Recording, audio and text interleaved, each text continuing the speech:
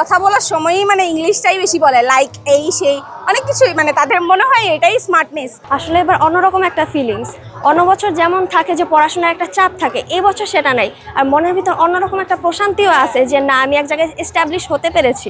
অন্যান্য বছরের চেয়ে আমি এবার মনে করি এবার আরও বেশি মানুষের সমাগম হয়েছে, সবাই আসলে এনজয় করে।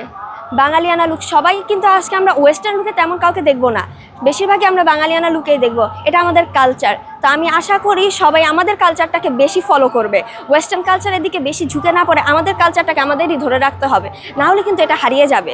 কারণ নেক্সট জেনারেশন যারা আসবে তারা ওইভাবে জিনিসটাকে ধরে রাখতে পারতেছে না, বেশিরভাগ ক্ষেত্রে বিকৃত করে ফেলতেছে। এইটা আমাদের জন্য আসলে মানে সত্যি কথা, মুক্ত বাংলাদেশ বলতে যেটা বোঝায়, মুক্ত বাংলাদেশে আমাদের প্রথম বর্ষবরণ, ডেফিনেটলি এটা স্পেশাল। আমরা যেহেতু নতুন একটা বাংলাদেশে প্রবেশ করছি, তো প্রত্যাশা থাকবে নববর্ষে যেমন আমরা সবাই সব ধর্মের মানুষজন মিলে আমরা একসাথে হই, এই ঐক্যটা যাতে আমাদের মধ্যে থাকে। আমি তো আসলে ঢাকার নববর্ষ তেমন একটা দেখিনি, টিভিতে দেখতাম ছোটোকালে, আমাদের বিটিভিতে আর কি। তো এখন কিন্তু স্বচক্ষে দেখতে পাচ্ছি। আমার বাবা আমার সাথে এসছে, আসলে আমার বাবাই আমার এই গানের জগৎ আমাকে নিয়ে আসছে, যার কারণে আমি এইসব দেখতে পাচ্ছি, এইসব মঞ্চে গান করার সুযোগ পেয়েছি এইবার। তো অনেক ভালো লাগছে। ছোটোকালে করতাম কি, আমরা কিছু বালিশ খেলতাম, নাচ করতাম, গান তো করতামই, কিন্তু ওটা কিন্তু আলাদা একটা মজা ছিল। আসলে বাড়ির সবাই মিলে গ্রামের বাড়িতে থাকতাম, তো সবাই একসাথে মিলে নাচ গান বালিশ খেলা এই অনেক খেলা দিতাম। কিন্তু এবার একটু চেঞ্জ, এবার এখন যেহেতু বড় হয়েছি, এখন প্রোগ্রাম করতে আসছি, গান করছি, এই আর কি। খেলাধুলা এসবে আসলে দেওয়া হয় না। সব এখন দেখা যায় কি সবাই কথা বলার সময়ই মানে ইংলিশটাই বেশি বলে, লাইক এই সেই অনেক কিছুই, মানে তাদের মনে হয় এটাই স্মার্টনেস, কিন্তু আমার মনে হয় এটাই কিন্তু স্মার্টনেস না। বাংলাটা আমরা যে বাংলাতেই আমরা জন্ম, ওইটাই যদি আমরা তুলে ধরে না রাখি, ওটাকে আমরা সম্মান না করি, এটা তাহলে হয় না। আসলে বাংলাকে ভালোবাসা দরকার আমাদের।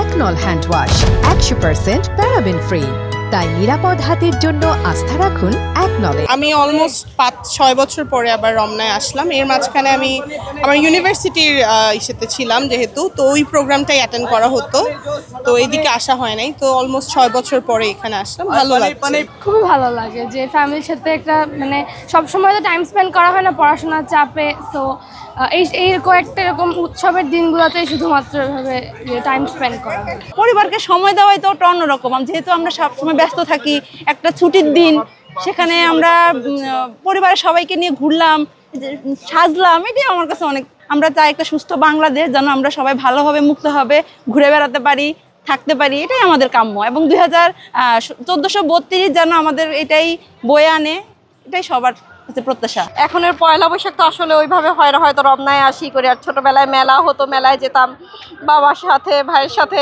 অন্যরকম আনন্দ ছিল সেই মেলায়। সারাদিন টুকিটাকি জিনিস কেনা, কয়েকবার যেতাম এলাকার মেলায়। এক কথায় বলতে গেলে আজকে অনেক ভালো লাগতেছে, কারণ আগের তুলনায় এবার পরিবেশটা খুব ভালো এবং সবাই খুব সুন্দরভাবে আমরা ঘুরতে পারতেছি। এবং পয়লা বৈশাখ বাঙালির উৎসব, এটা সব সময় ভালো লাগে। আমি প্রতি বছর পয়লা বৈশাখে বের হই আমার ফ্যামিলি নিয়ে, খুব আনন্দ করি।